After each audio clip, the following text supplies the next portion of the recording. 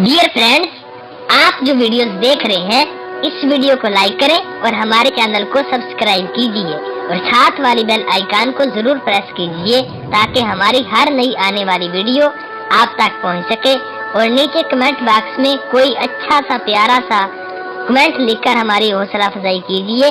شکریہ۔ الحمدللہ رب العالمین والصلاة والسلام علی اشرف الانبیاء والمرسلین وعلی آلہ واصحابہ اجمعین۔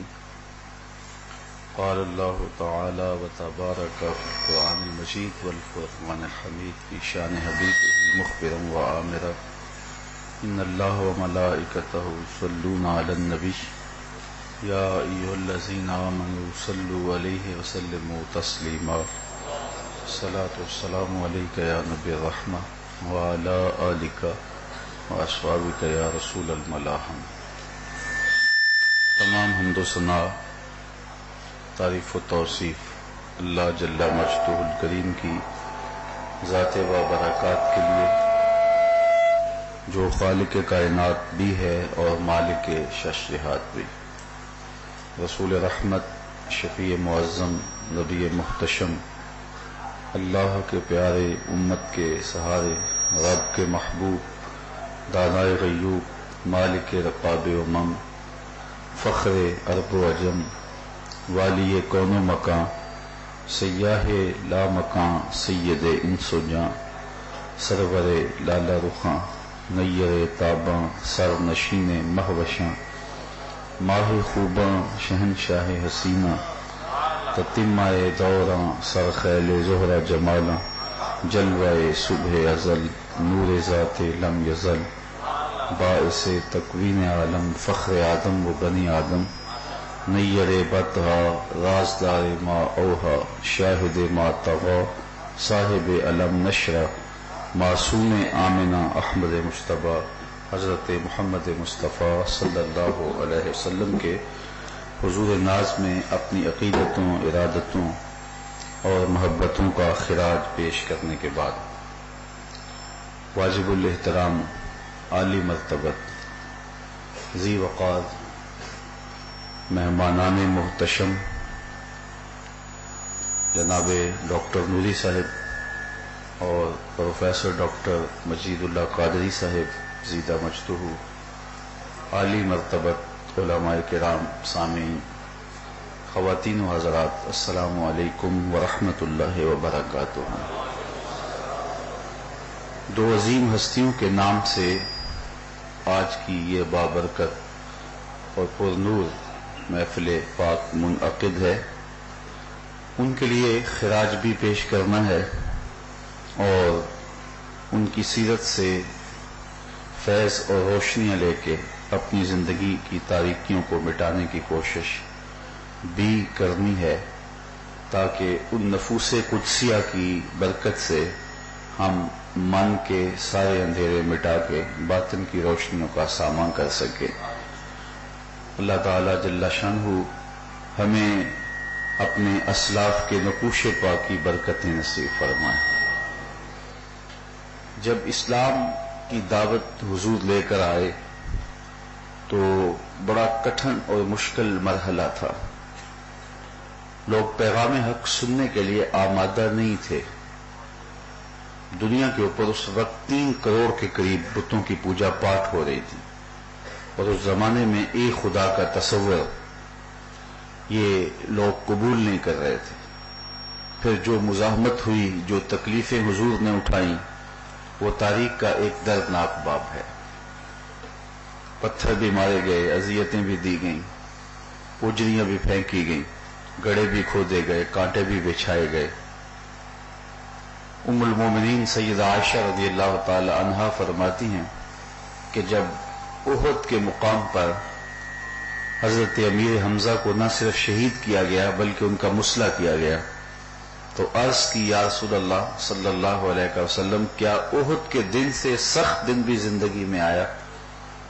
خیال یہ تھا کہ شاید تاریخ اسلام میں اس سے زیادہ دردناک دن نہیں آیا، جب 70 اصحاب کی لاشیں پڑی ہوئی تھیں، और हुजूर के सर अनवर पे सफेद रंग की पट्टी थी और बार बार कहते थे मेरे चचा की बात सुनाओ, और उनके आज़ाए बदनियां काट दिए गए थे और हुजूर सख्त दुखी थे, चश्माने नूर से आंसुओं की झड़ी थी जो फूट रही थी। तो ख्याल था कि ये सबसे दर्दनाक दिन है। तो कहा कि हुजूर क्या उहद के दिन से सख्त भी दिन जिंदगी में आया? तो हुजूर ने फरमाया हाँ आयशा, जब ताइफ के बाजारों में तेरी कौम ने मुझे पत्थर मारे तो ये दिन उहद के दिन से भी सख्त था। हुजूर उनके 3 सरदारों के पास पैगाम हक लेकर गए और उन्हें दावत दीन दी। उन्होंने मुस्तरद कर दिया। हुजूर ने फरमाया मैं एक लंबा और कठिन सफर काट कर तुम्हारे तक पहुंचा हूं और तुम्हें दीन की दावत दी है, तुम्हारी किस्मत में नहीं, तुमने कबूल नहीं किया। अब ये करना कि ये बात मेरे और तुम्हारे दरमियान राज रहे।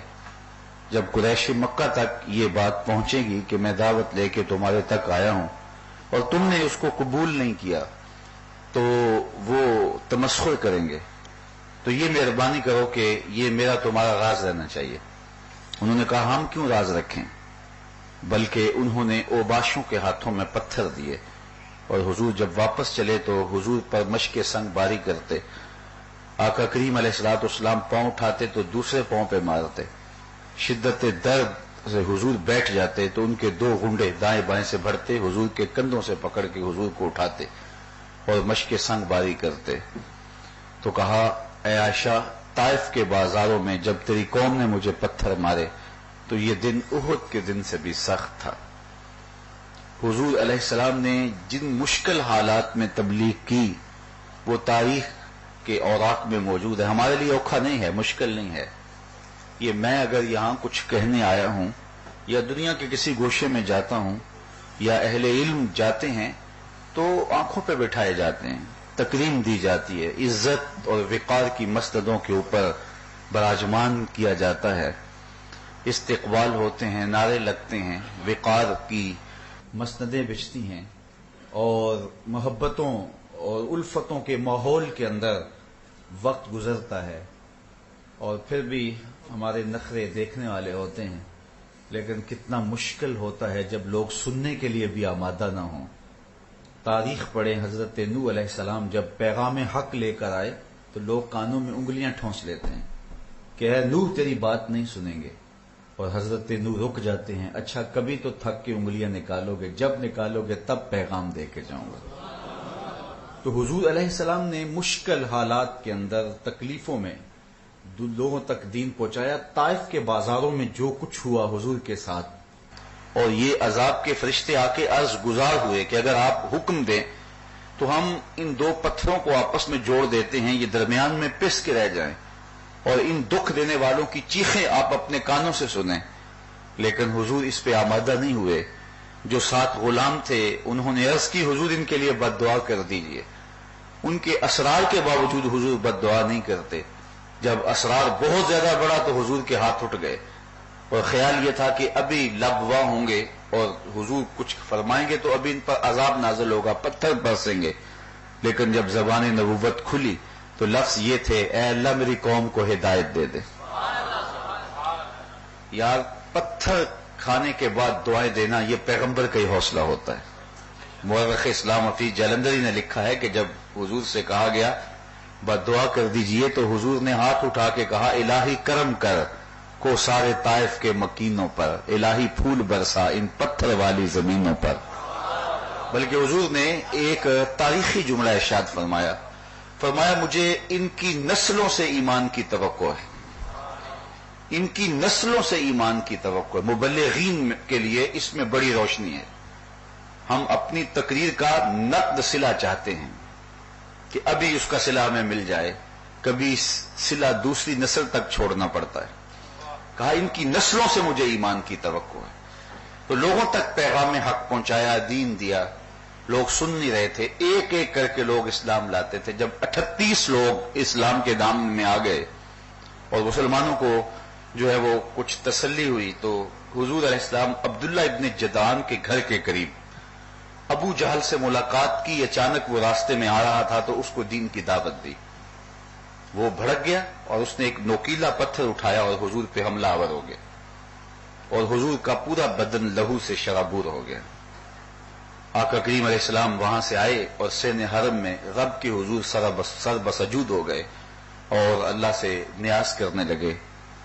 حضور کے چچا امیر حمزہ شکار کھیل کے واپس آ رہے تھے، تو ان کی عادت یہ تھی کہ جب آتے تو بڑے اطراء کے چلتے، اپنے امامے میں شتر مرغ کا پر لگاتے اور بڑے اطراء کے چلتے۔ تو وہ اس چال سے آ رہے تھے کہ دو لونڈیاں جب اس منظر کو دیکھتی ہیں تو آپس میں بات کرتی ہیں کہ اگر اسے پتا ہوتا نا کہ اس کے بھتیجے کے ساتھ آج کیا سلوک ہوا ہے تو آج اس کی یہ چال نہ ہوتی۔ تو انہوں نے سن لیا، رک گئے اور ان سے پوچھا کیا ماجرا ہوا ہے۔ انہوں نے بتایا کہ عبداللہ ابن جدعان کے گھر کے قریب کوہ صفا کے پاس تیرے بھتیجے نے ابو جہل کو دعوت دین دی اور وہ بھڑک گیا اور نوکیلے پتھر سے حملہ آور ہوا، حتیٰ کہ زخمی کر دیا اسے۔ تو بڑا غصہ آیا، حرم میں پہنچے تو دیکھا کہ وہ اپنی مسند کے اوپر براجمان تھا اور باقی صنادید قریش بھی اپنی جگہوں پہ بیٹھے تھے۔ انہوں نے زور سے کمان آ کے ابو جہل کے سر پہ ماری اور کہا ہم مار نہیں گئے، تو نے میرے بھتیجے کو لاوارث سمجھ لیا ہے۔ ابو جہل کے حواری اٹھے تو ابو جہل سمجھ گیا کہ اگر یہ لڑائی چھڑ گئی تو بنو ہاشم بھی آ جائیں گے، معاملہ پھیل جائے گا۔ تو اس نے خود کہا ہاں مجھ سے مسئلہ ہو گیا تھا۔ اب حضور کے چچا حضور کو ڈھونڈنے نکلے تو مطاف میں ایک کونے میں حضور سجدہ ریز تھے، تو یہ جا کے حضور کے سامنے حضور کے ساتھ کھڑے ہو گئے اور کہا یا ابن اخی، اے میرے بھائی کے بیٹے، لیکن حضور نے جواب نہیں دیا۔ تو پھر انہوں نے آواز دی یا ابن اخی، اے میرے بھائی کے بیٹے، تو حضور نے پھر جواب نہیں دیا۔ تو تیسری مرتبہ جب انہوں نے پکارا کہ اے میرے بھتیجے، تو حضور نے سر اٹھایا اور پوچھا چچا کیا بات ہے؟ تو انہوں نے کہا کہ میں ابو جہل کا سر پھاڑ دیا ہے، میں تیرا بدلہ لیا ہے۔ تو یہ بڑی بات تھی، اتنا بڑا کفر کا سورما اور اس کا سر پھاڑ دینا۔ تو کہا کہ میں تیرا بدلہ لے آیا ہوں بھتیجے، خوش ہو جا۔ حضور نے فرمایا چچا مجھے کوئی خوشی نہیں ہوئی۔ تو حیرت زدہ ہو گئے، کہا کہ تم کیسے خوش ہوتے ہو؟ تو حضور نے فرمایا چچا میں تو تب خوش ہوتا ہوں جس رب کو میں مانتا ہوں اس رب کو تو بھی مان لے۔ اللہ اکبر۔ بس یہی وقت تھا حضرت امیر حمزہ کے ایمان لانے کا، تو اللہ نے ان کے سینے کو اسلام کے لیے کشادہ کر دیا۔ یہ 39 شخص تھے جو ایمان کی دولت سے مالا مال ہوئے۔ تو امیر حمزہ کا ایمان لانا اہل اسلام کے لیے بہت بڑی ڈھارس تھا اور تسکین کا سبب تھا۔ تو جب یہ ایمان لے آئے، ایک طرف مسلمانوں میں خوشی کی لہر دوڑ گئی اور دوسری جانب کفر کی صفوں میں کھلبلی مچ گئی کہ آج جو ہے وہ امیر حمزہ مسلمان ہوئے ہیں، کل کوئی اور ہو گیا تو پھر ان لوگوں کا راستہ روکنا ہمارے لیے مشکل بنے گا، اور کیوں نہ ہو کہ یہ قصہ ہی تمام کر دیا جائے۔ انہوں نے کہا کہ کوئی ہے جو اٹھے، جو اس قصے کو تمام کر دے، حضور کی زندگی کا چراغ ہی گل کر دے۔ 26 سال کا ایک نوجوان ہاتھ میں تلوار پکڑ کے ذمہ لیتا ہے کہ یہ کام میں کروں گا، اور لہراتا ہوا حضور کی تلاش میں نکلتا ہے۔ ادھر مسلمان خوش تھے کہ امیر حمزہ اسلام لائے ہیں، تو حضور کے ہاتھ بھی اٹھ گئے۔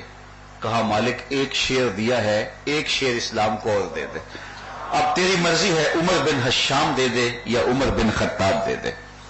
ادھر حضور کے ہاتھ اٹھ چکے ہیں اور اعلی حضرت بولے اجابت کا صحرا، عنایت کا جوڑا، دلہن بن کے نکلی دعائے محمد صلی اللہ علیہ وسلم۔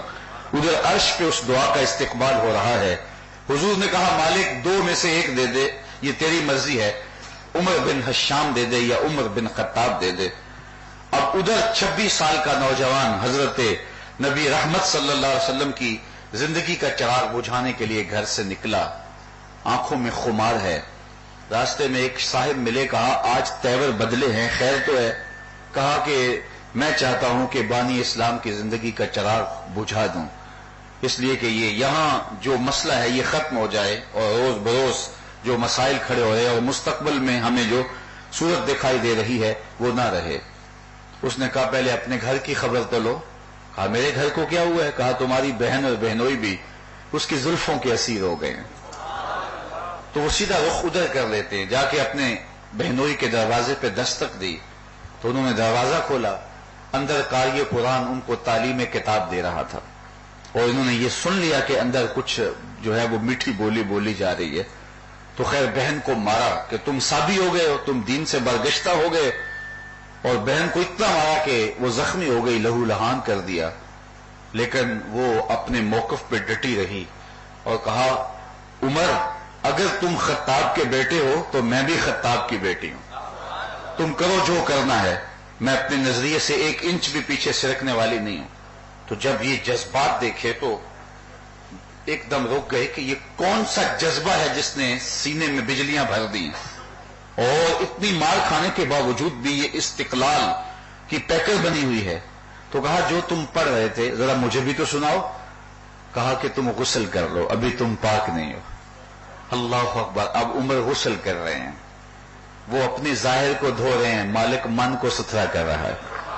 ایک بزرگ فرماتے ہیں میں گلی سے گزرا تو ایک شرابی نالی پہ گرا ہوا تھا اور گندے پانی سے اس کا منہ گندا ہو رہا تھا.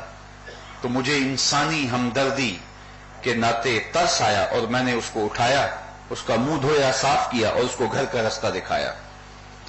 جب سحری کا وقت ہوا تو میں مسجد میں تہجد کی نماز پڑھنے گیا تو میں نے اس شخص کو دیکھا کہ وہ میرے سے پہلے مصلی پہ کھڑا ہے. تو مجھے بڑی حیرت ہوئی، یہ تو معروف شرابی ہے اور آج دوپہر کو ہی میں نے اس کا منہ دھویا تھا. تو میں نے عرض کی مالک یہ کیا ماجرا دیکھ رہا ہوں؟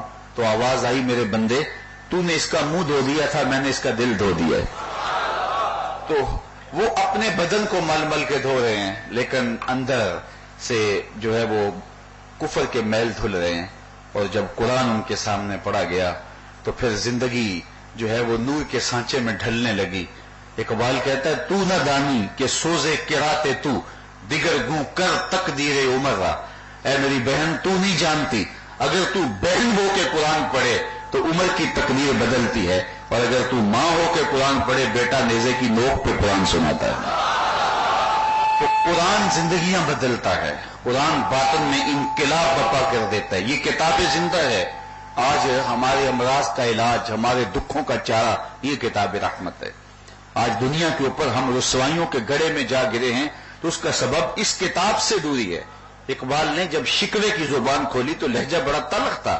تیرے کعبے کو جبینوں سے بسایا ہم نے، نو انسانی کو غلامی سے چھڑایا ہم نے، تیرے قرآن کو سینوں سے لگایا ہم نے، صفائے دہر سے باطل کو مٹایا ہم نے. پھر بھی ہم سے گلا ہے کہ وفادار نہیں، ہم وفادار نہیں تو بھی تو دلدار نہیں. بڑا سخت لہجہ ہو گیا لیکن جب جواب آیا تو سارا نشہ اتر جاتا ہے. لفظ وہی ہیں، صرف صیغہ بدلتا ہے. میرے کعبے کو جبینوں سے بسایا کس نے، نو انسانی کو غلامی سے چھڑایا کس نے، صفائے دہر سے باطل کو مٹایا کس نے، میرے قرآن کو سینوں سے لگایا کس نے. تھے تو آباب تمہارے ہی مگر تم کیا ہو، ہاتھ پہ ہاتھ دھرے منتظر فردا ہو، ہر کوئی مست مئے ذوق تن آسانی ہے.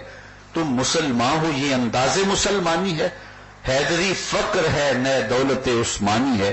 تم کو اسلاف سے کیا نسبت روحانی ہے، وہ معزز تھے زمانے میں مسلمان ہو کر، تم خار ہوئے ہو تارک قرآن ہو کر. ہماری ذلت، ہماری رسوائی، ہماری پستی اور زبوحالی کا سبب کتاب اللہ سے دوری ہے. اگر ہم کتاب اللہ سے تعلق بھی رکھا ہے تو وہ بھی اس حد تک کہ جب کوئی گھر میں جن بھوت آ جائے تو اس کو بھگانے کے لیے ہم قرآن کی تلاوت کرتے ہیں. اس میں کوئی شک نہیں، قرآن کے نور کے مقابلے میں کوئی نار نہیں ٹھہر سکتا. مرتے ہوئے اپنے بوڑھے کے سامنے سورہ یاسین پڑھ لی کہ اس کی روح آسانی سے قبض ہو جائے.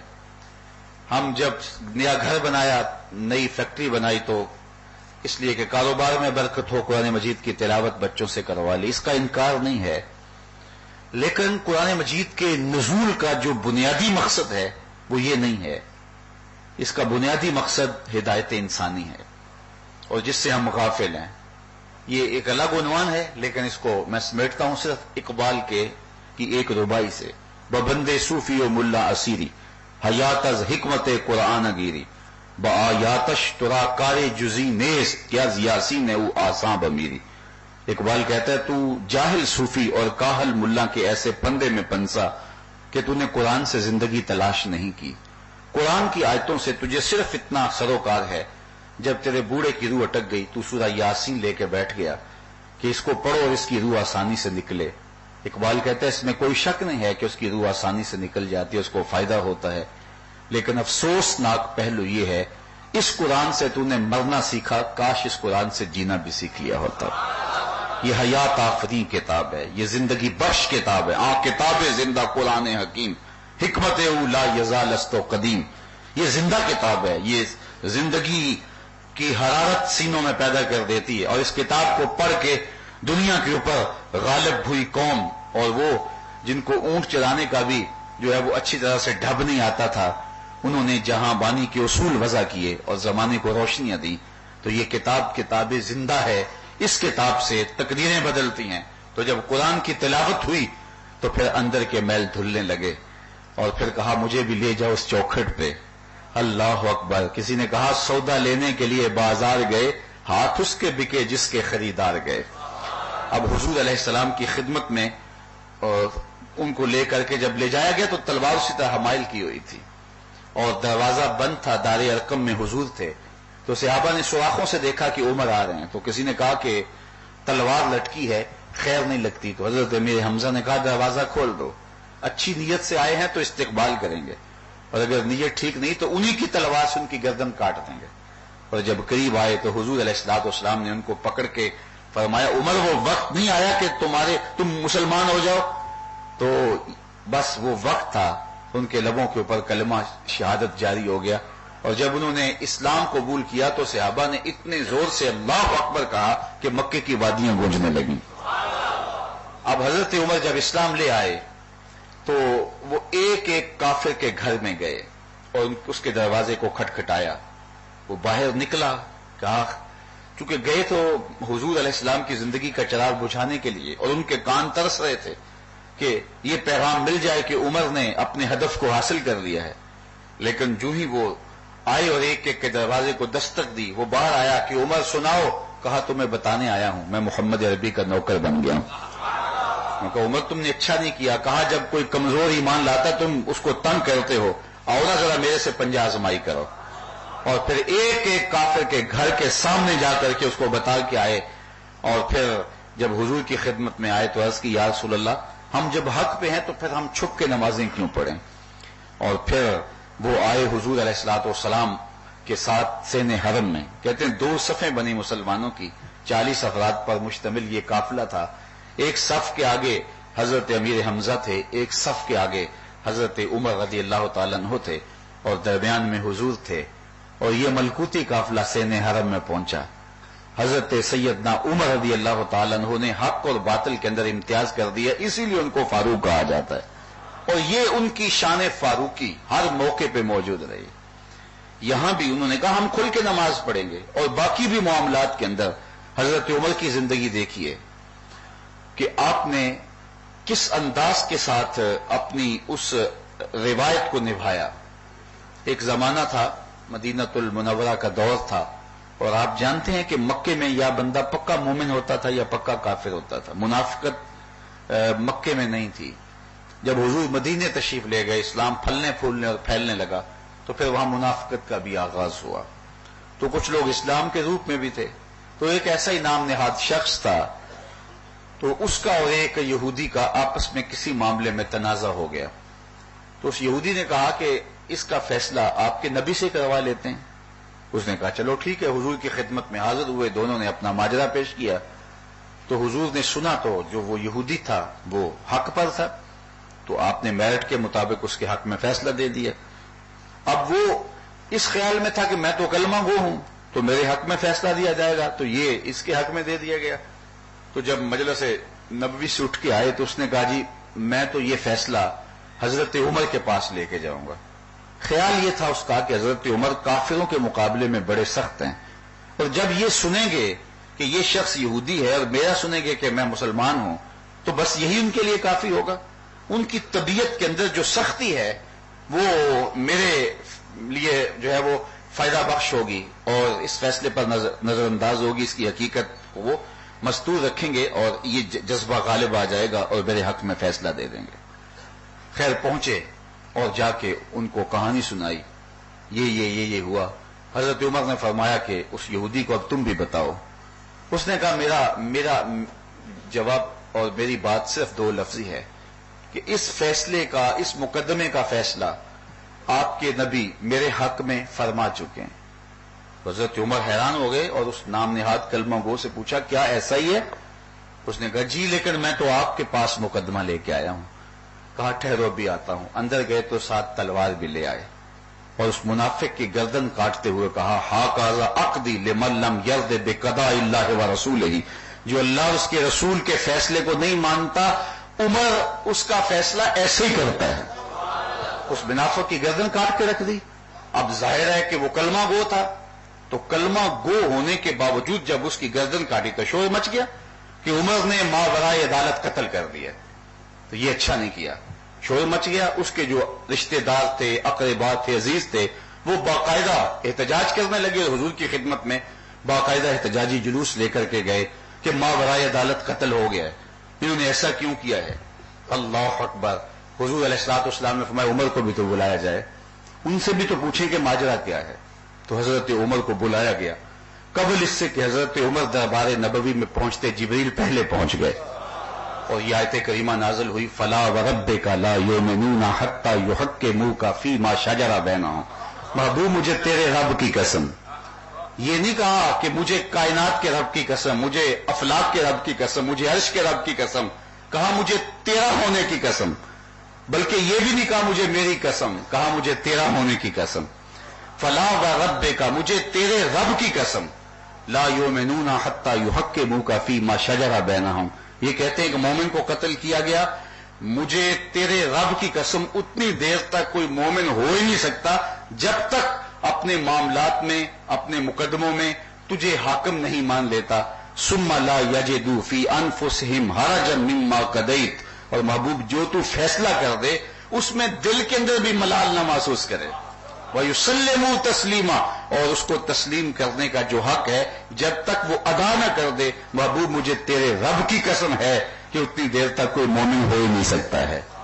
فَبِذَلِكَ سُمِّيَ فاروق. علماء کہتے ہیں آپ کا نام فاروق ہونے کا ایک بنیادی سبب یہ ہے کہ آپ نے اس طرح کفر اور منافقت اور اسلام کے درمیان جو حدود تھی ان کو بھی واضح کر دیا. اور منافق کو تو دور سے پہچان لیتے تھے. مسند امام احمد بن حنبل میں ہے، ایک دن آپ نماز فجر پڑھنے کے بعد باہر تشریف لے گئے.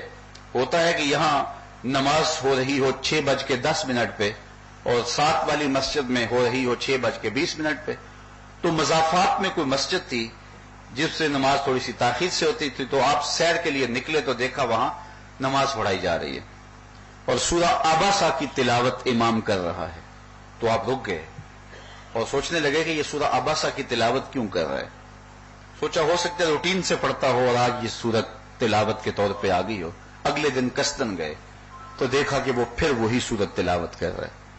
تیسرے دن تلوار بھی ساتھ لے گئے اور پھر جب اس نے تلاوت کی تو آپ نے سلام پھیرا تو بلایا، اس کو پوچھا کہ کیا تو قرآن مجید کی کوئی اور سورت نہیں جانتا؟ اس نے کہا جی مجھے اور سورتیں بھی آتی ہیں. تو کہا پھر یہ بار بار کیوں پڑھتے ہو؟ یہاں تھوڑا سا اس کا پس منظر سمجھنا ہوگا تاکہ معاملے کی نوعیت اور حساسیت کو سمجھا جا سکے. ہوا اس طرح کہ حضور علیہ السلام مختلف سرداران قوم کو لے کر کے ایک پہاڑی پہ بیٹھ کے ان کو درس دین دے رہے تھے اور حضور کی آرزو یہ تھی کہ یہ لوگ اگر اسلام میں آ جائیں تو بڑا فائدہ ہوگا. ایک صحابی تھے جو آنکھوں سے نابینا تھے، وہ حضور کے بدن کی خوشبو سونگتے سونگتے موقع پہ جا پہنچے اور جا کے جھولی پھیلا کے عرض گزار ہوئے یا رسول اللہ صلی اللہ علیہ وسلم علمنی ما علمک اللہ، اللہ نے جو آپ کو سکھایا اس میں سے کچھ چیزیں میری جھولی میں بھی ڈال دیں. اپنی طلب کا اظہار کیا، لیکن چونکہ نابینے تھے معاملے کی نزاکت کو سمجھ نہ پائے. میں دور سے آیا ہوں اور آپ سے مخاطبہ کر رہا ہوں اور بات ایک تمہید کے ساتھ شروع کی اور یہاں تک پہنچا. اگر کوئی میرا بہت قریبی بھی ہو اور بڑی محبت کرنے والا بھی ہو تو مجھے روک کے کہ جناب مجھے تیمم کے مسئلے بتا دیجئے، تو یقیناً میری طبع پہ ناگواری آئے گی کہ یہ بعد میں پوچھ لینا. اب میں ان لوگوں سے مخاطبہ کر رہا ہوں، بڑے قیمتی لوگ ہیں، اپنا وقت نکال کے آئے ہیں، اہل علم ہیں، اہل دانش ہیں، ارباب دین ہیں اور ان کا ایک ایک لمحہ قیمتی ہے. تو یہ وقت نکال کے اس عاجز کی باتیں سننے آئے ہیں تو میں चंद लम्हों के लिए इनसे मुखातब हूं तो आप फिर पूछ लेना। अब सरदाराने कौम हुजूर उनसे बात कर रहे थे, लेकिन वो नाबीना चूंकि मौके की नजाकत को ना बांप सके, उन्होंने अपनी बेचैनी का, अपनी तलब का इजहार कर दिया। हुजूर को पसंद आया। हुजूर ने फिर दोबारा उन सरदाराने कुरैश से, सरदाराने कौम से बात शुरू की। तो जब बात फिर नुक्ताए कमाल तक पहुंची तो ये बेताब थे, फिर बोल पड़े, अल्लिमनी मा अल्लमकल्ला, हुजूर कुछ खैरात मेरी झोली में भी डालिए। तो हुजूर ने फिर दोबारा उनको जब गुफ्तगू करना चाहिए, फिर एक नतीजे पे बात पहुंची तो वो फिर बोल पड़े। जब तीसरी मरतबा ऐसा हुआ तो फिर हुजूर से गवारा न हुआ। हुजूर के माथे पे शिकने आ गई और हुजूर ने रुख फेर लिया। तो जब एराज किया तो जिब्रील वही लेकर आए, आबसा व तवल्ला अन जाअहुल आमा वमा युदरीका लअल्लहु यज़क्का। महबूब किसी के माथे पे शिकने आई थी, किसी ने रुख फेरा था, इसलिए कि उसके पास आने वाला नाबीना था। महबूब उस नाबीने की बात सुन लेना चाहिए। तो अल्लाह ताला ने जो है वो महबूब अलैहिस्सलाम को इस बात की तवज्जो दिलाई कि ये है नाबीना, और ये आदाब मजलिस भी पूरी तरह भांप नहीं सका। और दूसरी जानब सरदाराने कौम हैं, लेकिन रब की नजर में ये नाबीना प्यारा है, इसलिए कि महबूब ये तेरे से मोहब्बत तो करता है। ये तो नखरे से सुन रहे हैं और ये झोली फैला के इल्म की खैरात मांग रहा है। अब जो मुनाफिक थे वो बड़े खुश होते थे, देखा ना रब तो रब है, उसने झिड़का अपने नबी को। तो वो जो मुनाफिक था वो इस नीयत से बार बार सूरह आबासा की तिलावत करता था कि देखो कि रब ने कुरान में फिर नबी पे सख्ती की है। हालांकि ये झिड़क नहीं है, इस पर बहुत कुछ कहा जा सकता है, लेकिन मजमून नहीं। सिर्फ एक बात, आप पहले इल्म बैठे हैं, मुझे आप बताइए कि किसके माथे पे शिकने आई थी? हुजूर के माथे पे आई थी ना। रुख किसने फेरा था? हुजूर ने फेरा था। और नाबीना किसके पास आया था? हुजूर के पास आया था। ये बात हुजूर की थी, रब ने की भी हुजूर से। तो फिर यूं की जाती ना, अबस्ता वतवल्लैता, महबूब आपके पास एक नाबीना आया था, आपने माथे पे शिकने डाल ली, आपने रुख फेर लिया। महबूब आपने ऐसा क्यों किया? जब झिड़का जाता है तो मुखातबा होता है। अब बात भी हुजूर की भी हुजूर से जा रही है, लेकिन मुखातबे का सीगा नहीं, गैब का सीगा है। अबासा वतवल्ला अन जाअहुल आमा, महबूब किसी के माथे पे शिकने आ गई थी, किसी ने रुख फेर लिया था, इसलिए कि उसके पास आने वाला नाबीना था। महबूब उसे ऐसा तो नहीं करना चाहिए था। बात हुजूर की भी हुजूर से जा रही है, लेकिन सीगा मुखातबे का नहीं है, सीगा तो गैब का है। लोग कहते हैं झिड़क है, मैं कहता हूं ये प्यार की कहानी है। तो मुनाफिकीन का ये ख्याल था ये झिड़क है, तो वो बार बार ये सूरत पढ़ता था। तो हजरत उमर रज़ियल्लाहु ताला अन्हु तीसरे दिन आए और तलवार भी साथ ले आए, और जब उसने सलाम फेरा और आपने कहा कि तुझे कुरान की कोई और सूरत नहीं आती? उसने कहा जी आती है। तो ये बार बार क्यों पढ़ते हो? उसने कहा ये वैसी बड़ी अच्छी लगती है। तो हजरत उमर रज़ियल्लाहु ताला अन्हु ने उसकी गर्दन काट दी, कहा तू मुनाफिक है, तू बार बार ये सूरत पढ़ता है, तुझे नजर नहीं आता कुरान में ये भी है वद्दुहा वल्लैल इज़ा सजा। तो ये हजरत उमर रज़ियल्लाहु ताला अन्हु की गैरत इश्क़ रसूल थी। फिर हजरत उमर रज़ियल्लाहु ताला अन्हु की जिंदगी के इतने पहलू हैं और इस कदर आपकी जिंदगी के अंदर रोशनियां हैं, आपकी जाती जिंदगी, और जब तख्ते खिलाफत पे बैठते हैं तो फिर आपके इक़दामात। एक मग़रबी मुफक्किर ने एक बात कही और हद कर दी। उसने कहा कि अगर तारीख को, मुसलमानों को एक उम्र और मिल जाता तो पूरी दुनिया के ऊपर मुसलमानों की हुकूमत होती। और ये सब कुछ खैरात थी हुजूर के जोड़ों की। एक दिन अर्ज़े तहामा से गुजरे तो बच्चों की तरह बिलक बिलक के रोने लगे। तो किसी ने कहा उमर ये क्या माजरा है? कहा यही अर्ज़े तहामा थी, मेरे बाप खत्ताब ने मुझे 5 ऊंट दिए थे, कहा इनको लाइन में खड़ा करो। मैं आगे वाला सीधा करता था तो पीछे वाला टेढ़ा हो जाता था, पीछे वाला सीधा करता था तो आगे वाला टेढ़ा हो जाता, भाग दौड़ के दोनों को सीधा करता था, दरमियान वाला टेढ़ा हो जाता था। मेरे बाप खत्ताब ने मुझे बड़ा मारा कि तुम एक अरब के बेटे हो के 5 ऊंट लाइन में खड़े नहीं कर सकते। कहा एक जमाना उम्र पे ऐसा था कि 5 ऊंट कतार में खड़े नहीं होते थे, और आज शर्क से लेकर गरब तक 23 लाख मुरब्बा मील की हुक्मरानी है, इंसान भी लाइन में खड़े हैं। ये मोहम्मद अरबी के जोड़ों का सदका नहीं है तो और क्या है? मुझसे तो 5 ऊंट जो है वो कतार में खड़े नहीं होते थे। तो फिर हजरत उमर रज़ियल्लाहु ताला अन्हु ने जिस तरह अंदाज़े हुक्मरानी इख्तियार किया और जिस ढब से जो है वो खल्के खुदा की रहनुमाई की, सारा दिन आप उमूर सल्तनत में मसरूफ रहते और जब रात की तारीखियां फैल जाती, उमर की आंखों में नींद नहीं होती थी। वो मदीने की गलियों में घूमते थे, देखते थे किसी आंख में, किसी घर में मुफलसी का मातम ना हो। हजरत उमर घरों को देखते और लोगों के हवाल मालूम करते। एक दिन आप एक घर के करीब से गुजरे तो क्या देखा कि उस घर के अंदर से धुआं उठ रहा था और बच्चों के रोने की आवाज आ रही थी। सोचा वो खाना पकने में देर होगी। फिर दूसरा चक्कर काटा तो माजरा फिर वही था। खैर हजरत उमर रज़ी अल्लाह तआला अन्हु ने दरवाजे पर दस्तक दी। अंदर से खातून की आवाज आई, कौन है? कहा एक मुसाफिर हूं, ये मैं देख रहा हूं कि आपके घर से धुआं उठ रहा है और बड़ी देर से, तो माजरा क्या है? तो उसने कहा जाओ अपना काम करो। कहा नहीं, मुझे हमदर्दी है, मैं पूछना चाह रहा हूं। उसने कहा मैं उमर की जान को रो रही हूं। हजरत उमर रज़ी अल्लाह तआला अन्हु रुक गए। कहा बहन माजरा क्या है? कहा कई दिनों से बच्चे भूखे हैं और खाने के लिए कुछ नहीं है, जिद कर रहे थे। मैंने हंडिया के अंदर पत्थर डाल करके नीचे से आग जलाई और उनको कह रही हूं कि बेटा अभी देर लगेगी, देर लगेगी। आरजू है कि वो सो जाएं, लेकिन भूख के मारे बच्चे सो भी नहीं रहे और उन पत्थरों ने पकना भी क्या है। अल्लाह अकबर। हजरत उमर बड़े दुखी हुए, वहां से निकले और बैतुल माल में आए। घी का कनस्तर लिया, आटा लिया और चीजें ली और अपनी कमर पे ला दी। चलने लगे तो आपका गुलाम असलम आगे बढ़ा। कहा हजरत ये बोझ मेरी कमर पे लाद दीजिए। तो हजरत उमर की आंखों में आंसू थे। फरमाया असलम क्या कयामत के दिन मेरा बोझ उठा लोगे? तो मुझे अपना बोझ उठाने दो। फिर खुद गए और सब कुछ दिया। तारीख में आता है कि जब वो सब कुछ खाना पकने लगा तो हजरत उमर झुक झुक के चूल्हे में फूंके मार रहे थे। हुक्मरान ये होते हैं। और जब खाना पक गया और बच्चों ने खाया तो बच्चे खुश हुए। तो हजरत उमर रज़ी अल्लाह तआला अन्हु घर के वेड़े के अंदर जो है वो उनको खिलाने के लिए अपने घुटनों को और अपने हाथों को जमीन पे लगा के, जिस तरह सवारी चलती है इस तरह चलते थे और कभी इधर गुजर जाते, कभी इधर गुजर जाते और दिल में कहते उमर जितना तूने रुलाया है बच्चों को, आज उतना ही हंसाओ।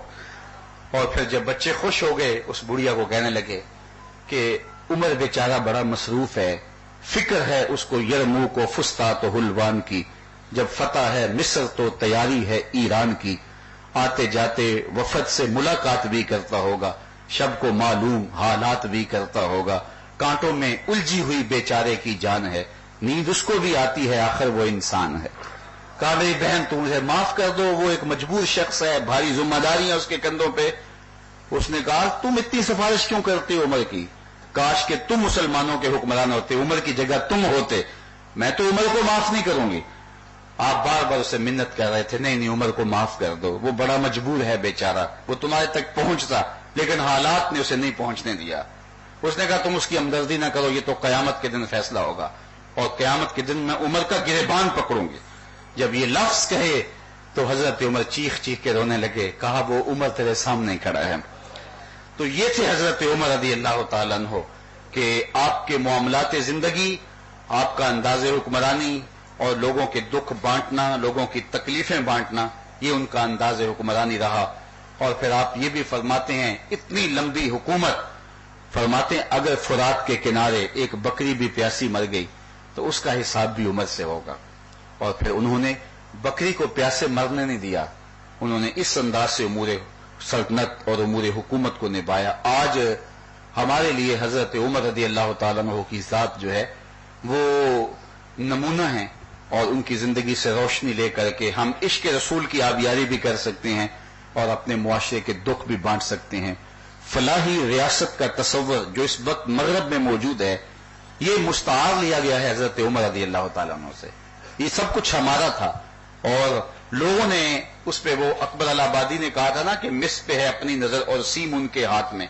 हम तांबे को देख रहे हैं और वो चांदी ले गए। तो हम रिवायात और अल्फाज ही और अपनी तारीख के औराक को जो है वो खूबसूरती से बस देखने की आदत में लगे हुए हैं, लेकिन जो असल अमल का रंग है वो दूसरी कौमें हमसे उचक ले गई और आज वो बाम उरूज पर हैं। हम जिल्लत और पस्ती के गढ़ों के अंदर गिरते चले जा रहे हैं। हजरत उमर रज़ी अल्लाह तआला अन्हु से सीखा जा सकता है कि मुआशरे को फलाही रियासत कैसे बनाना है और मुआशरे के दर्द कैसे बांटने हैं और इश्क रसूल की कैफियत दिल में क्या होनी चाहिए। और आज हम अगर तबलीगी मिशन पे निकलते हैं तो अपने अंदर को भूल जाते हैं, اگر امور سیاست میں آ جاتے ہیں تو رب سے ہمارا تعلق کمزور ہو جاتا ہے. لیکن حضرت عمر رضی اللہ تعالیٰ عنہ ان حالات میں جب مسلح پہ کھڑے ہوتے تھے تو دنیا و مافیہا سے بے نیاز ہو جاتے اور چشمان سے آنسو برستے. اور آپ کی کیفیت یہ ہوتی کہ عمر کو جو نماز پڑھتے دیکھ لیتا اس کے دل کی دنیا بدل جاتی. ایک بار ایسا بھی ہوا کہ ایک خاتون کا راستہ روکتا تھا ایک نوجوان مدینے کی گلی میں. تو ایک دن اس نے روک کے کہا کہ تجھے مسئلہ کیا ہے؟ تو روز میرے لیے مزاحم ہوتا ہے. تو اس نے کہا کہ میں تیرا چاہنے والا ہوں, تجھے حاصل کرنا زندگی کی بہت بڑی آرزو ہے. اس نے کہا اس کی کوئی قیمت دینی پڑے؟ تو اس نے کہا آسمان سے تارے بھی توڑ لاؤں گا. اس طرح کے ڈائیلاگ بولنے لگا. تو اس نے کہا اچھا میری لمبی شرطیں نہیں ہے, میری ایک ہی شرط ہے, 40 دن تک حضرت عمر کے پیچھے نمازیں پڑھ لو, پھر حسب وعدہ میں تمہارے لیے یہاں کھڑی ہوں گی اور جدھر کہو گے ہم ادھر چلے جائیں گے. 40 دن عمر کے پیچھے نمازیں پڑھتا رہا. جس قرآن سے عمر کا دل بدلا تھا اس قرآن سے حضرت عمر کی زبان سے سننے سے اس نوجوان کے دل میں ایک تبدیلی پیدا ہونے لگی. 40 دن کے بعد جب وہ 40ویں نماز پوری کرنے کے بعد گزرنے لگا تو وہ لڑکی حسب وعدہ راستے میں کھڑی تھی اور یہ نظر جھکا کے گزرنے لگا. تو اس نے کہا میں حسب وعدہ کھڑی ہوں. اس نے کہا خیر سے کھڑی رہو. عمر نے دل کا تعلق رب سے جوڑ دیا ہے. تو یہ تھے حضرت عمر رضی اللہ تعالیٰ عنہ جس سے ہمیں زندگی کے ہر پہلو میں روشنی لینے کی ضرورت ہے. باقی رہی بات امام حسین رضی اللہ تعالیٰ عنہ کی تو وہ تاریخ کا ایک انوکھا باب ہے. اقبال نے کہا تھا تا قیامت قطع استبداد کر موج خون او چمن ایجاد کر. حضرت امام حسین نے قیامت تک کے لیے ظلم کا اور جبر کا راستہ بند کر دیا. اس وقت اگر یزید کے خلاف نہ کھڑے ہوتے تو مجھے بتاؤ قیامت تک ظلم کے خلاف کھڑا ہونے کی ہمت کون پاتا؟ آج حریت کے قافلے جتنے بھی جہاں سے بھی کمر بستہ ہو کے میدان میں آتے ہیں سب حرارت خون حسین سے لیتے ہیں. مہاتما گاندھی نے جب برطانوی سامراج کو للکارا تو اس نے جو ہے وہ برطانوی سامراج کو للکارتے ہوئے مہاتما گاندھی نے اپنی قوم کو جمع کر کے کہا کہ ہم ان سے ٹکرائیں گے اور آخری سانس تک لڑیں گے اور آزادی حاصل کریں گے, ہم حریت پہ کوئی سودے بازی نہیں کریں گے. اور پھر اس نے اپنے ساتھیوں کو کہا کہ تم کہو گے کہ ایسی قوم کے ساتھ ٹکر لینا جن کی حدود میں سورج طلوع بھی ہوتا ہے غروب بھی ہوتا ہے دیوار کے ساتھ سر مارنے کے مترادف ہے, تو یہ کوئی آپ زمینی حقائق سے ہٹ کر فیصلہ کر رہے ہیں. اتنی بڑی سلطنت اور اتنا بڑا تخت و تاج برطانیہ اور آپ اس سے ٹکر لینے جا رہے ہیں مٹھی بھر لوگوں کے ساتھ. تو مہاتما گاندھی نے کہا کہ یہ اگر آپ مجھے سوال کریں تو میں اس بات کو اچھی طرح سمجھتا ہوں, لیکن اس کے باوجود میں برطانوی سامراج سے ٹکرانے جا رہا ہوں اس لیے کہ میرے سامنے حسین ابن علی کا کردار موجود ہے. تو یہ بات ذہن میں رکھیں کہ ظلم کے خلاف جبر کے خلاف جہاں جو بھی حریت کے قافلے نکلیں گے سب کا سالار امام حسین رضی اللہ تعالیٰ عنہ ہوگا. بلکہ حضرت امام حسین رضی اللہ تعالیٰ عنہ نے مقام بیضا پہ خطبہ دیا جب حضرت مسلم بن عقیل کی شہادت کی خبر آن پہنچی اور کربلا میں 22,000 لشکر کی پیش قدمی کی خبریں بھی آ رہی تھی اور آیانو احباب جو تھے انہوں نے مشورہ دیا, بہی خواہوں نے کہا کہ اب حکمت کے منافی ادھر جانا. صرف 144 افراد تھے آپ کے ساتھ جس میں بچے بھی تھے, خواتین بھی تھی, بوڑھے بھی تھے اور آلات حرب و ضرب بھی نہیں تھے. تو کہا کہ اب کوئی راستہ بدلا جائے. تو آپ نے فرمایا لوگوں میں اس کے باوجود جا رہا ہوں, مجھے پتا ہے کہ میرے ساتھ وہاں کیا ہونے والا ہے, کاٹ دیا جاؤں گا, میرے بچوں کو ذبح کر دیا جائے گا, خواتین کی حرمت کا خیال نہیں رکھا جائے گا, جو کچھ ہونے والا ہے یہ میری نگاہوں سے پوشیدہ نہیں ہے, یہ میری نظروں کے سامنے ہے. لیکن اس کے باوجود میں پھر بھی کیوں جا رہا ہوں؟ 22,000 کا لشکر اور 144 افراد پر مشتمل لوگ جو جنگی آلات سے بھی جو ہے وہ محروم ہیں, خالی ہیں, تو اتنے بڑے لشکر سے ٹکرانے میں کیوں جا رہا ہوں؟ تو آپ نے بیضا کے مقام پہ خطبہ دیتے ہوئے 2 لفظ کہے تھے. ان 2 لفظوں سے حضرت امام حسین کا فلسفہ شہادت سمجھا جا سکتا ہے. آپ نے فرمایا تھا لوگوں مجھے پتا ہے میرے ساتھ کیا ہونے والا ہے, یزید کے عزائم اور ارادوں سے بھی آگاہ ہوں, ابن یزید کی فطرت سے بھی آگاہ ہوں, اور کارزار کربلا میں کیا ہونے والا ہے اس سے بھی نا آشنا نہیں ہوں, لیکن میں اس کے باوجود آگے بڑھ رہا ہوں. کیوں؟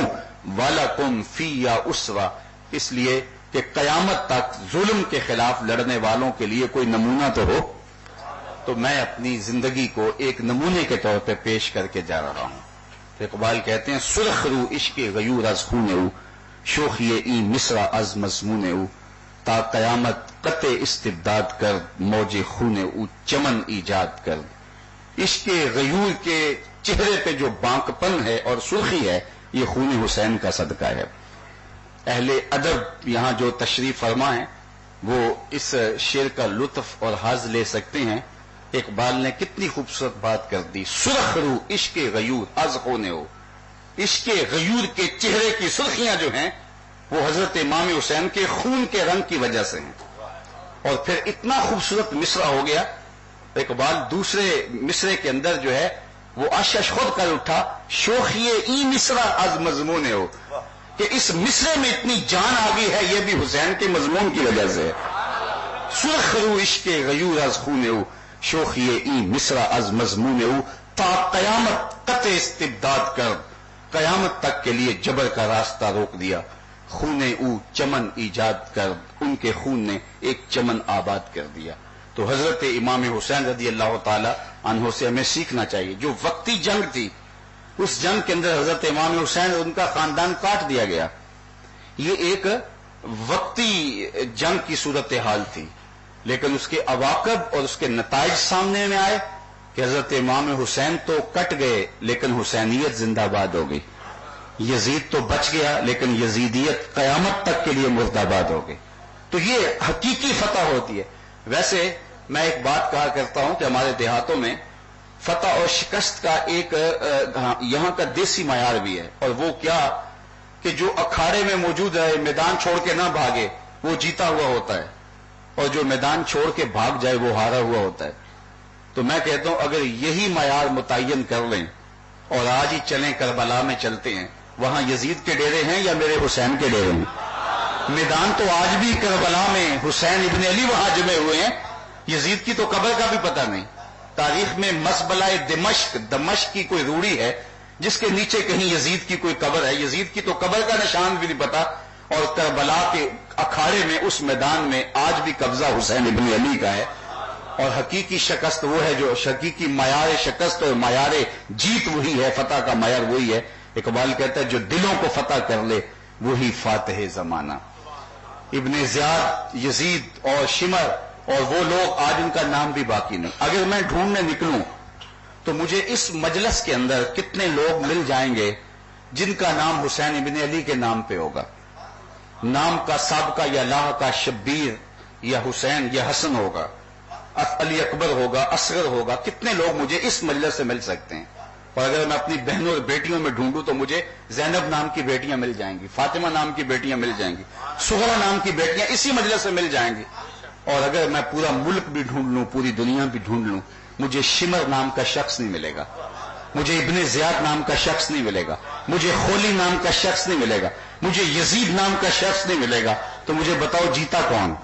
اور کتنی محبتیں تجھے فراز چاہیے، ماؤں نے تیرے نام پہ بچوں کے نام رکھ دیے. تو حسین تو زندہ ہے، گھروں میں زندہ ہے، سینوں میں زندہ ہے، دماغوں میں زندہ ہے، مجلسوں میں زندہ ہے. یزید تو مر گیا، اس کا تو نام بھی باقی نہیں ہے. نام ہے تو داخل دشنام ہے. اور آج حسین ابن علی کے نام سے یہ مجلس منعقد ہے. مجھے بتاؤ آپ نے سنا ہوگا کہ کوئی یزید کے نام پہ بھی مجلس ہوتی ہے، کوئی ابن زیاد کے نام پہ بھی جلسہ ہوتا ہے، کوئی خولی کے نام کا جلسہ بھی ہوتا ہے. کسی نے شمر کا اصال ثواب بھی کیا ہے. آج شمر کے ماننے والے بھی، خولی اور ابن زیاد کے ماننے والے بھی اس کا جلسہ نہیں کر سکتے، اس کا نام نہیں لے سکتے. بلکہ میں کہا کرتا ہوں کیسا تمہارا لیڈر ہے جس کا نام لیتے بھی تمہیں شرم آتی ہے. نام لیتے ہوئے دائیں بائیں دیکھ لیتے ہو، کوئی دیکھ تو نہیں رہا. نام لینے سے پہلے پسینہ پسینہ، نام لینے کے بعد شرمندہ شرمندہ. کیسا لیڈر ہے، نام لیتے ہوئے شرمسار ہوتے ہو، اور ہمارے لبوں پہ جب نام حسین آتا ہے سر فخر سے بلند ہو جاتا. یہی تو جیت ہے، یہی تو کامیابی ہے. فخر کا دل میں دریچہ باز کرنا چاہیے، جن کا تو حقا ہے ان کو ناز کرنا چاہیے. اس لیے ہم یہ بھی کہتے ہیں ناز والی بات ہے، ہم آ حسین والے نہیں، ہم واہ حسین والے ہیں. یار اتنے دکھ تو کو ہمالیہ پہ پڑے تو اس کا بھی کلیجہ پھٹ جائے جتنے دکھ امام حسین پہ پڑے ہیں. یہ تھوڑے دکھ نہیں ہیں. کسی کا جوان بیٹا فوت ہو جائے اور تبھی موت مرے تو سارا محلہ سنبھالا دینے والا ہوتا ہے، بوڑھے باپ کو تسکین نہیں آ رہی ہوتی. جنازہ اٹھتا ہے تو 5 آدمی سہارا لے کے دیکھے اسے قبرستان لے جا رہے ہوتے ہیں. میاں یہ کون ہے؟ کہا اسی کے تو جوان کی لاش جا رہی ہے. تبھی موت سے جوان بیٹا مر جائے بوڑھے باپ کو تسکین نہیں آتی. تو پھر میں سلام پیش نہ کروں حسین ابن علی کو کہ جوان علی اکبر کی لاش کندھوں پہ اٹھا کے خیموں تک پہنچاتے ہیں اور اصغر کی لاش ہاتھوں پہ تڑپ کے ٹھنڈا ہوتے ہوئے آنکھوں سے دیکھتے ہیں. جوان بھتیجے قاسم کی لاش اٹھا کے خیموں تک پہنچاتے ہیں. اونو محمد کی لاشیں جو ہے وہ خیموں تک پہنچاتے ہیں اور پھر بھی کہتے ہیں مالک حسین کی یہ قربانی قبول کر لے. 71 لاشیں پڑی ہیں اور حضرت امام حسین جب گھوڑے پہ سوار ہوتے ہیں اس باغپن سے سوار ہوتے ہیں. آواز آ رہی ہے, فضاؤں میں ارتعاش پیدا ہو جاتا ہے. یہ کون ذی وقار ہے؟ بلا کا شاہ سوار ہے. لباس ہے پھٹا ہوا, غبار سے اٹا ہوا, تمام جسم نازنی چھدا ہوا کٹا ہوا, پھر بھی ہے ڈٹا ہوا. یہ نبی کا نور عین ہے, یہ بال یقین حسین. تو یہ جرأت ہے, یہ عظیمت ہے حضرت امام حسین رضی اللہ تعالیٰ عنہ کی. تو جو دلوں کو فتح کر لے وہی فاتح زمانہ. حشام بن عبد الملک بنو امیہ کا بڑا تگڑا حکمران گزرا ہے. یہ حج کے موقع پہ طواف کرتے کرتے حجر اسود کے مقابل آیا. اس کے دل میں یہ آرزو جاگی کہ میں حجر اسود کو چوم لوں, لیکن رش اتنا تھا, ہجوم اتنا تھا کہ آگے بڑھ نہ سکا اور کسی نے جگہ بھی نہیں دی. ایک طرف ہو کے کھڑا ہو گیا کہ کوئی موقع پاؤں اور حجر اسود کو چوم لوں. دیکھا اس نے کہ طواف کرتے کرتے حضرت امام زین العابدین بھی حجر اسود کے مقابل پہنچے اور انہوں نے ایک لمحے کے لیے توقف کیا. آرزو تھی کہ کعبۃ اللہ کی چھاتی میں نصب اس پتھر کو چوم لوں. بس انہوں نے توقف کیا ہی تھا کہ لوگوں نے راہیں چھوڑ دی. امام زین العابدین آگے بڑھے اور حجر اسود کو چوما اور پھر طواف میں لگ گئے. اس کو بڑی آگ لگی کہ میں حاکم وقت ہوں اور مجھے کسی نے پوچھا بھی نہیں اور ان کے لیے لوگوں نے راہیں چھوڑ دی. تو اپنی آتش نکالنے کے لیے, آگ نکالنے کے لیے درباری شاعر فرزدق سے کہنے لگا من ہاذا, یہ نوجوان کون ہے؟ حالانکہ یہ جانتا تھا یہ امام زین العابدین ہے, لیکن تجاہل عارفانہ برتتے ہوئے جب کسی کی اہمیت کو گھٹانا ہو تو اس شاعر کو تاثر دے رہا تھا کہ وہ کوئی خلاف کوئی بات کہہ دے, کوئی شعر کہہ دے جس سے مجھے تسکین پہنچے اور میرے اس جذبہ حسد کو جو ہے وہ کوئی قرار ملے. تو اس نے کہا من ہاذا, یہ کون ہے؟ تو فرزدق تھا تو درباری شاعر اور بادشاہ کی منشا بھی سمجھ گیا کہ من ہاذا سے یہ کیا چاہ رہا ہے, لیکن آج اس کی غیرت جاگی. اس نے بادشاہ کی آنکھوں میں آنکھیں ڈال کے کہا بادشاہ تو نہیں جانتا یہ کون ہے؟ اس کو تو بتہا کے سنگ ریزے بھی جانتے ہیں یہ کون ہے. اس کو تو ہل اور حرم جانتا یہ کون ہے. اس کو تو فرش والے بھی جانتے ہیں اور آسمانوں والے بھی جانتے ہیں. یہ فاطمہ کا بیٹا ہے, یہ علی کا شہزادہ ہے, یہ رسول اللہ کا نواسہ ہے. اور بادشاہ تیرا ہم من ہاذا کہنا اس معرفہ کو کبھی بھی نکرا نہیں کر دے گا. یہ کل بھی معرفہ تھا, یہ آج بھی معرفہ ہے. بادشاہ کو بڑا غصہ آ گیا تو اس نے فرزدق کو جیل میں بھجوا دیا. امام کو پتا چلا تو آپ نے اشرفیوں کی تھیلی اس کو تحفہ بھیجی. تو فرزدق نے اس کو چوما, آنکھوں سے لگایا اور خادم کے ہاتھ میں پھر واپس دیتے ہوئے کہا امام کو میرا سلام کہہ دینا اور کہنا ساری زندگی نے ٹگوں کے لیے شاعریاں کی ہیں, آج یہ قصیدہ میں نے پیسوں کے لیے نہیں کیا, آپ کے نانے کی شفاعت کے لیے کیا ہے. جو دلوں کو فتح کر لے وہی فاتح زمانہ. یزید کل بھی مردہ تھا, یزید آج بھی مردہ ہے. اور حسین ابن علی کل بھی زندہ تھے, حسین ابن علی آج بھی زندہ ہے. ہمیں حضرت امام حسین رضی اللہ تعالیٰ عنہ کی اس قربانی سے اپنے اندر اتر کر کے غور و تفکر کرنا چاہیے کہ وہ اس سے کیا درس دے رہے تھے اور کربلا کا سبق کیا ہے. وہی جو بیضا کے مقام پہ انہوں نے کہا کہ میں اس لیے کھڑا ہوا ہوں تاکہ قیامت تک آنے والے لوگوں کے لیے ظلم کے خلاف کھڑا ہونے کا حوصلہ تو ہو. تو وہ ہمیں کھڑے کر گئے ہر ظلم کے خلاف, ہر جبر کے خلاف, ہر لادینی طاقت کے خلاف, اور پوری قوت کے ساتھ کھڑے ہو کے ہم میدان میں موجود رہیں. حضرت سیدنا صدیق, حضرت سیدنا فاروق اعظم اور حضرت سیدنا امام حسین رضی اللہ تعالیٰ عنہ کے ان پیغامات کو سمجھ کے ان کو عملی رنگ کے اندر اپنی سیرت, اپنی زندگی کے اندر طاری کرنے کی اللہ توفیق دے. میں شکریہ ادا کروں گا ان لوگوں کا کہ جنہوں نے آج مجھے آپ سے مخاطبے کا موقع دیا, اور میں سمجھتا ہوں کہ آپ سے گفتگو کرنا یقیناً ایک آنے والی نسل سے گفتگو کرنا ہے, اور آپ کے ذریعے سے یہ پیغام آفاق کے ایک ایک گوشے تک پہنچنا جو ہے وہ آسان ہو جائے گا. اللہ آپ کو دنیا آخرت کی بہاریں دیں اور زندگی کی آخری سانس تک ہمیں دین کا وفادار رکھے, ساری زندگی حضور کے نام پہ گزارنے کی توفیق دے. اے حسین ابن علی تم پر سلام، نازش آل نبی تم پر سلام، تم پہ لاکھوں رحمتیں لاکھوں سلام، اے شہیدان محبت کے امام، لالا گوں لالا کفن لالا بدن، اے چمن اندر چمن، زندگی ہی زندگی تیری حیات، اے حیات اندر حیات، افتخار ملت بیضا ہے تو، رب کعبہ کی قسم یکتا ہے تو، فخر کا دل میں دریچہ باز کرنا چاہیے، جن کا تو آقا ہے ان کو ناز کرنا چاہیے۔ وآخر دعوانا